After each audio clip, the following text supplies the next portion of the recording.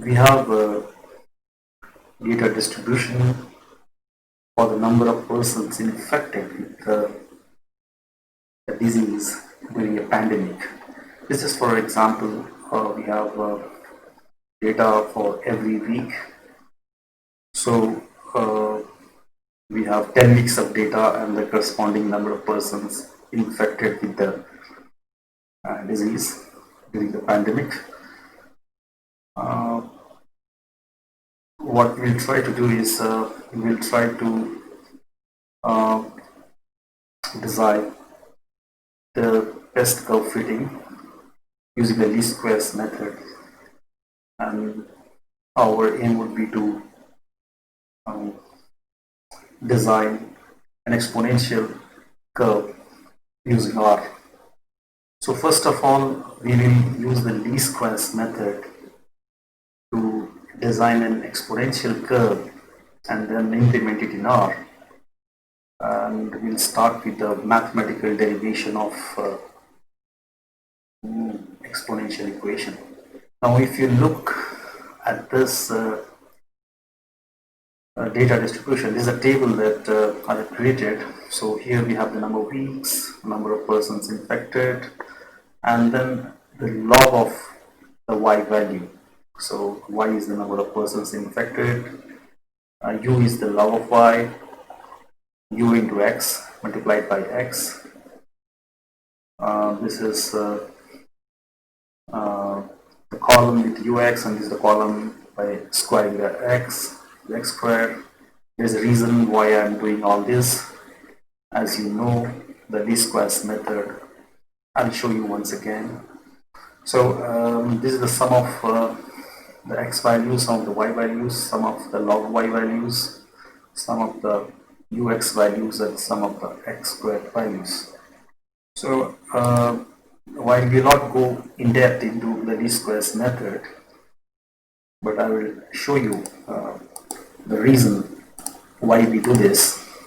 So now here, when we have to fit an exponential curve, our best fit for an equation y is equal to a e to the power bx.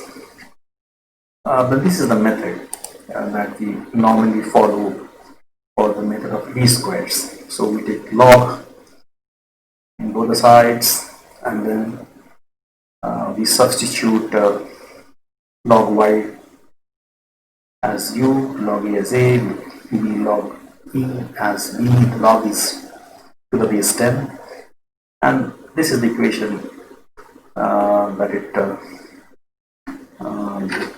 comes out. So I'll show you this equation, which is basically a linear equation, and then when we do the summation of this, we get this equation 1, and when we multiply with x, we get equation 2. So this is the theoretical part, and we calculate the value of the capital A and capital B in this equation, and then we use the value of capital A and capital B to find the small a and small b. Ultimately, the values that I got for the distribution, which I showed you, the small a is 2.0019, small b is 0.9052. So the final equation is y is equal to 2.0019 e to the power 0.9052x. So you can go through this in any standard book, and I'm sure you have the background, and this is not a very difficult thing. I have eliminated any kind of error in the calculation for the best fit. So this is the simplest method that I have picked up, and I will implement it in our using the values of a and b that I calculated, and then we will use the R's own inbuilt function to simulate the curve and to build it. So let us go to R and see what we can do. Now here, using least squares method, after solving mathematically, that means I have shown you how I solved it mathematically outside RStudio, and I got the values of A 2.009, this is the value of A, and this is the value of B, right? So basically we have two matrices here, vectors here, vector y and vector x. Vector x corresponds to number of weeks and y corresponds to the number of persons infected with the pandemic, and the same data. And then we will create a data frame from this using the same formula. Y is equal to let me show you.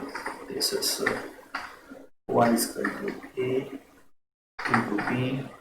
Sorry, a into b to the power b into x, right? So b into x or b multiplied with x is in the power of e. Now this is what we need to calculate. We need to plot using the calculated value that we generated or we derived. Now this is a data frame I have.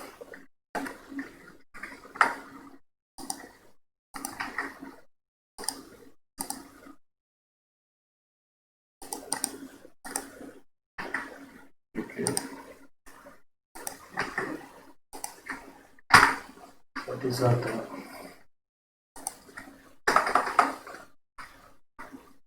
this is the data frame, this is the formula, and now I plot the data curve using the generated values that we derived.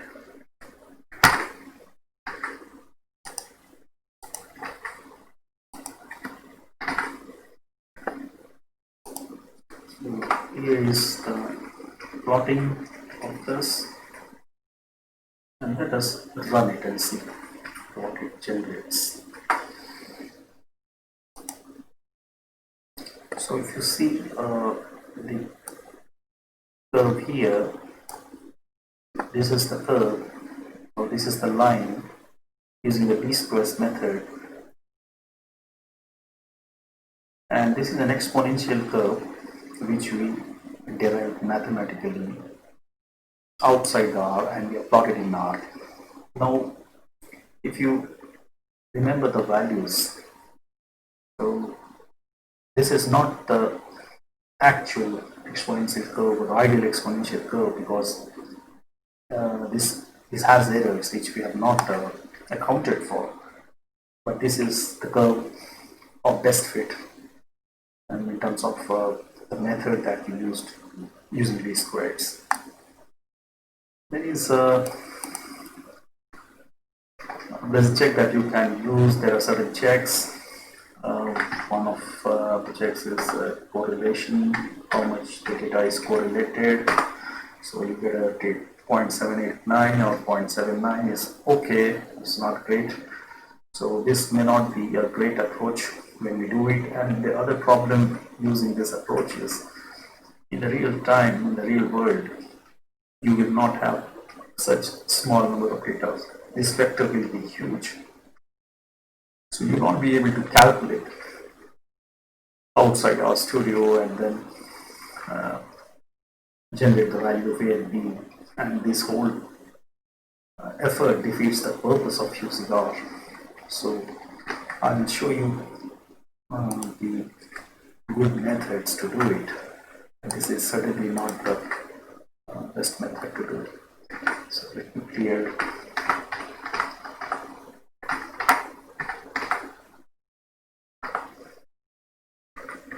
A and B. Okay, so I will try to clear everything here, and we'll start from fresh. We'll clear the data frame as well.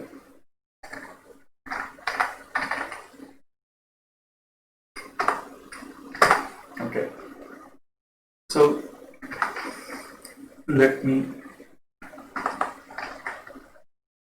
implement it in R without using A and B, the derived values of A and B. So implementing without using red, black, okay. So we're not going to use the values that we derived in manual calculation now. Okay. So we will repeat the same process. Now if you see, we have the same data frame, but I've added a new library called scales. The reason being, if I don't add this library, the axis, the data axis, especially here in this case the y-axis, which is a significantly big number, by default R generates a scientific axis which in the form of linear exponents and all, so which we don't want. So I include this library.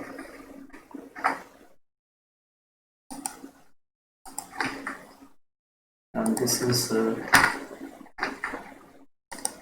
code. If you see, I have created a ggplot curve here using the scale y point continuous this function, which is a part of the library scale, so that's the reason I use that library. And then I have used the method ln using the formula of exponential formula, where the dependent variable will be on the left side of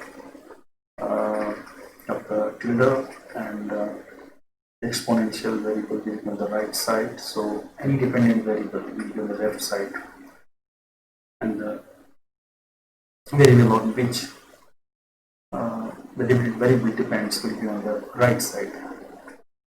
Similarly, for the curve which uses the log model, we have the log y on the left side, and the variable on which this function y depends is on the right side. So what we will do here is we will generate two different curves. One is the exponential model, exponential curve, another is the log curve for the same distribution. So let us run it. So here you can see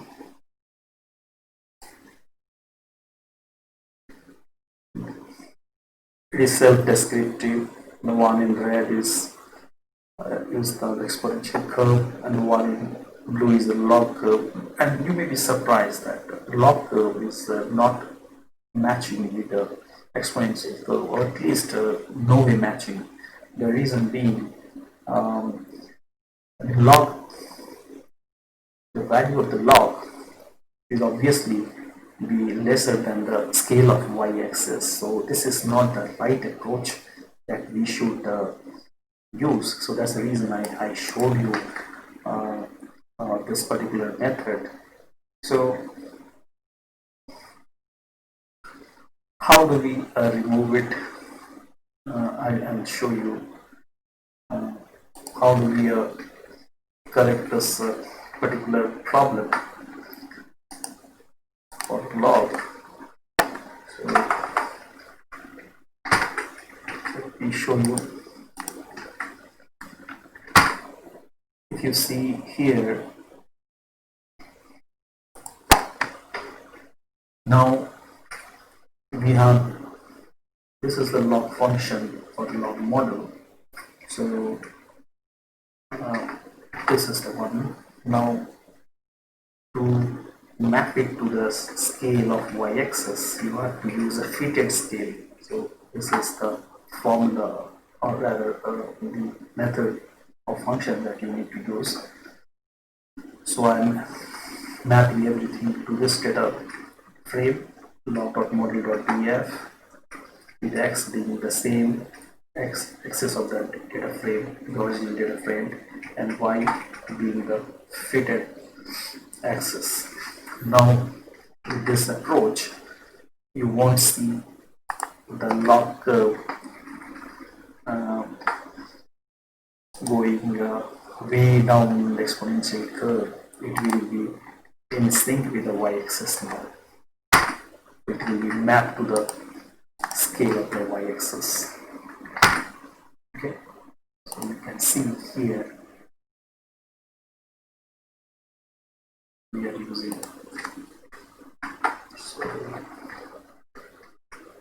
this particular log model.df, so new data frame for the log values. Now let me run this, and you can see now the log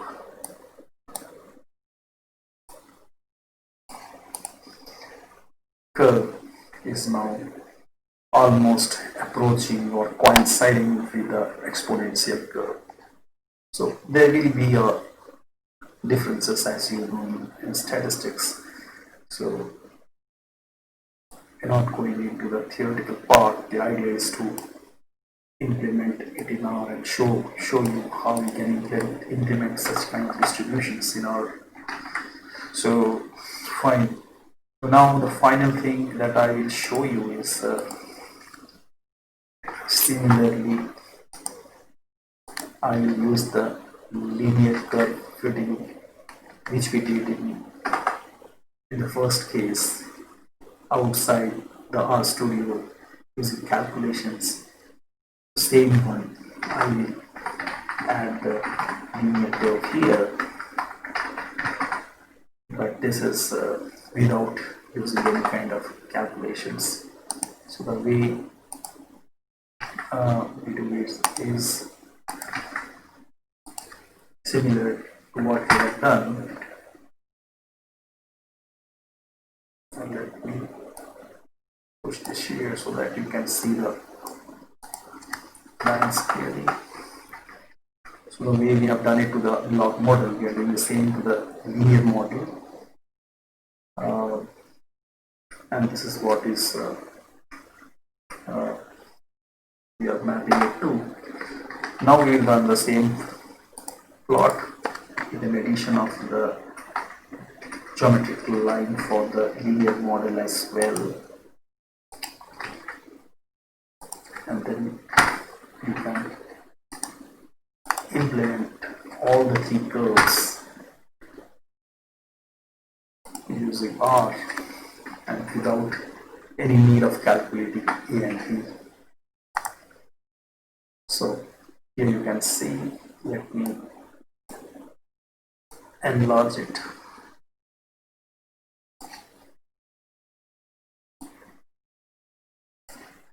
Here you can see we have all the three curves. This is the exponential curve, the red one, the dotted green is the linear model curve which we have added now, and the continuous blue curve is the log model curve.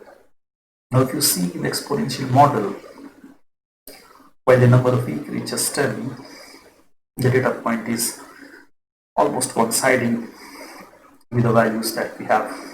In the linear model, it is exactly matching because this is the model that we used also in our calculation. So this is how you build exponential curves and log model curves in R. I will once again show you the whole code for the last particular graphs. So if you need to write it down, so this is where we did, where we created a linear model data frame similar to what we created before for log model data frame. And this is the one where we are generating exponential curve for the data distribution. I hope you like this video. If you have any doubt, do let me know and keep watching my future videos. Thank you.